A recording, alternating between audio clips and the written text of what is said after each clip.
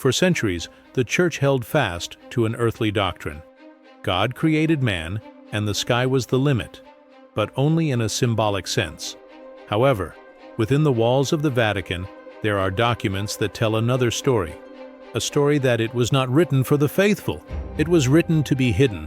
In recent years, researchers and former members of the Church have reported something disturbing. There are secret files containing reports of contact with non-human intelligences dating back centuries. Not just sightings, but communication records, symbols, technologies, and, most disconcertingly, similarities to certain biblical passages. Why so much silence? Why has the Vatican maintained its own astronomical observatories with restricted access for more than a century? And what do these ancestral civilizations have to do with the origin of faith as we know it? What will you hear now? It's not just any theory. It is a set of clues, documents, and silences carefully buried, but they started to leak. Few people know, but the Vatican maintains one of the oldest and most advanced astronomical observatories in the world, originally installed in Castel Gandolfo and today with a base in the Arizona desert, the so-called Vatican Observatory. It is operated by Jesuit priests and has had direct access to the heavens since the 16th century. The official justification has always been simple: studying God's creation. But over time, questions have arisen that the institutional response can no longer contain. Why does an institution whose mission is spiritual invest so much in cutting-edge optical technology, infrared sensors and long-range telescopes, and more? Why is the data collected there not shared with the global scientific community, as other astronomical institutions do? The Vatican looks to the sky with a purpose that appears to be not just scientific, but strategic, some internal. Documents indicate that part of the observatory's resources are focused on analyzing unexplained luminous phenomena detected in specific regions of the planet and aligned with constellations historically associated with biblical accounts. Were they mere celestial bodies, or something more? Perhaps, while everyone is looking up for stars, the Vatican is looking for something else, or by someone. And what they found there, or what they always knew was there, may not fit within the doctrines. And that is precisely what the next reports begin to suggest. During the Middle Ages, monks were not only guardians of the faith, but also of historical records. In their silent cells, they wrote by candlelight everything they saw, felt, and interpreted as signs from above.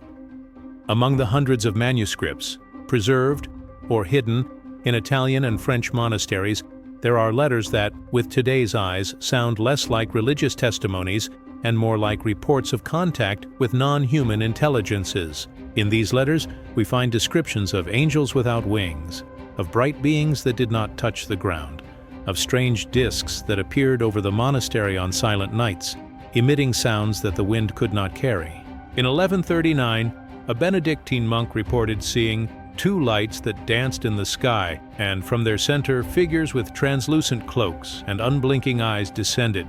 He wrote, "I was not afraid, but I also did not recognize the presence of the Spirit in them." Another document from the 13th century, found in the Abbey of San Millán de la Cogolla, reports the appearance of three men with very fair skin, without hair, who spoke without moving their lips in a language that none of us understood. For centuries, the Church translated these episodes as celestial manifestations, angels, miraculous apparitions. But none of these texts were officially included in the scriptures. They were treated as mystical apocrypha, or simply locked away. What these monks saw, and why their accounts were silenced, may have less to do with faith, and more to do with the encounter that doctrine could not explain, or didn't want to. Perhaps the real reason for hiding these visions is the fact that the angels described there did not come with wings, but with lights. When walking past certain cathedrals in Europe, you only need to look up to notice something unsettling. Medieval stained glass windows and Renaissance frescoes that portray the sky not just as a divine symbol, but as a space full of strange objects. In several sacred works, there are representations of floating discs, rays of light descending on biblical characters and figures enveloped in halos that, seen with today's eyes, resemble technological helmets or domes more than celestial manifestations. These images, often treated as allegories, perhaps contain more than spiritual metaphors. One of the most emblematic cases is the fresco The Crucifixion in the Visoki Dečani Monastery in Kosovo. Dating from the 14th century, it shows Jesus on the cross, but in the upper corners of the sky are two flying spheres, each with a human figure inside, as if piloting vehicles. In another work, The Annunciation, by Carlo Crivelli, a beam of light descends from the sky directly onto Mary, emerging from a circular object among the clouds. The detail? Light passes through atmospheric layers represented with almost scientific precision. Independent researchers suggest that these elements were not inserted by chance, but rather as symbolic reproductions of oral or visual records that artists could not directly name. And the Church, although it has never officially denied these works, has also never made an effort to explain them. Were they simple expressions of medieval artistic imagination? Or were they representing something that the ancients saw, and that the artists, in silence, simply encoded with paint and colored glass?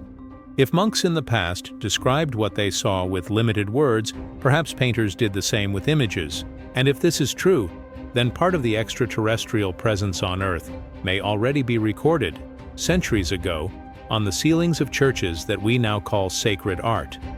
In the depths of the Vatican, there is a space surrounded by walls, armored doors, and a silence that lasts centuries. The Apostolic Secret Archive. Now renamed the Vatican Apostolic Archive, this place holds thousands of documents that the world has never read, many of which not even high-ranking cardinals can access. It is there that, according to reports that have not been officially confirmed, one of the most disturbing files ever catalogued, the document 339 VG. According to a former employee who worked on the restoration of ancient manuscripts in the 1990s, this document would have been classified as non-canonical material of high doctrinal sensitivity. The content? Reports of meetings between ecclesiastical authorities and non-human intelligences, supposedly occurring in different periods of history.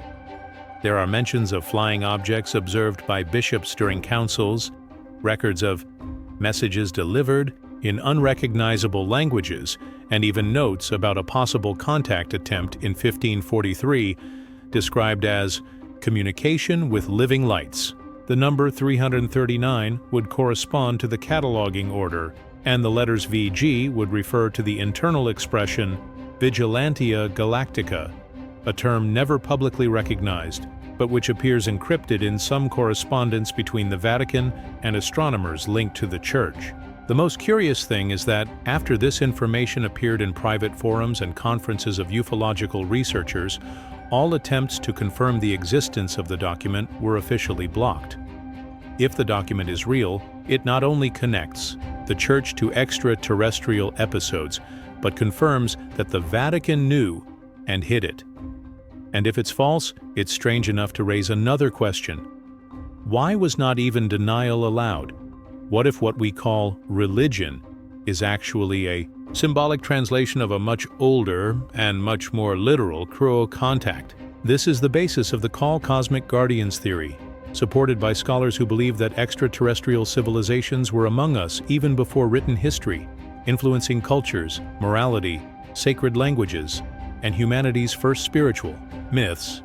Sumerian texts spoke of gods who descended from the sky in flaming ships. Indigenous people reported encounters with star brothers who came to teach respect for the earth and life. In ancient Egypt, the gods were represented with human bodies and animal heads, but were described as coming from the stars of origin.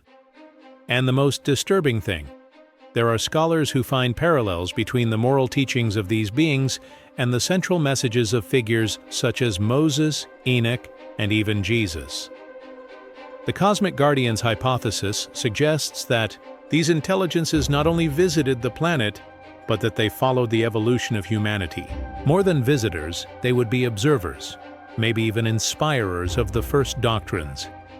And if this is true, the idea that God speaks to men may continue to be valid, but with a much broader channel of communication than we imagine. Within this line of thought, the role of the Church and other large religious institutions would be to maintain the focus on symbolic interpretations, diverting public attention from the literal origin of these encounters. Therefore, some orders would be responsible not only for protecting the faith, but for protect the secret. What if the angels, spirits, and messengers described over the centuries are just ancient representations of something much more technological, much more conscious, and much more present than we suppose? Over the centuries, the Vatican has taken a public stance on controversial topics: wars, social crises, scientific advances. But there is one subject on which all popes, without exception, maintained an evasive or absolutely silent stance: the possibility of extraterrestrial life. Not even the most progressive leaders have touched this point directly. No official mention, no dogmatic positioning, no encyclical with clear lines, just silence. And, as always, when silence comes from above, it's because the echo would be too loud. The Jesuit theologian José Gabriel Funes, then director of the Vatican Observatory, even declared in 2008 that believing in aliens does not contradict the Christian faith. It was a subtle phrase, but loaded with meaning. He said that if there are beings outside of Earth, they would also be part of God's creation. But this opening never went beyond that. No official investigation was conducted, no doctrine has been updated, and the files remained closed. Why? Some experts believe that the Vatican's real concern is not with the existence of the beings, but with the impact that confirmation would have, revealing that biblical figures may have been human interpretations of stellar visitors, or that some spiritual experiences may have originated off-planet, would be tear down the pillar of faith based on the divine exclusivity of the earth. This would not only shake theological structures, it would destabilize billions of people. What if silence is less of a choice and more of a protection? Protect faith, order, stability. Because maybe recognize that we are not alone, it would require admitting that we never were, and that those who came before were no longer just angels, but cosmic consciousnesses. What could happen to the soul of the world if the soul of the universe also wanted to speak? In practically all religious traditions, the sacred is at the top. God is in heaven, angels descend from the clouds, paradise is described as a luminous dimension that hovers over the earth. For millennia, humanity has looked up for answers. But what if this natural impulse to revere heaven has not just a spiritual origin, but also a literal one? What if, at some remote point in history, someone actually came from the stars and was received as divine for lack of another language to understand him? The scriptures are full of strange reports: chariots of fire, pillars of light that guide multitudes, voices that come out of clouds, lights that open paths in the desert.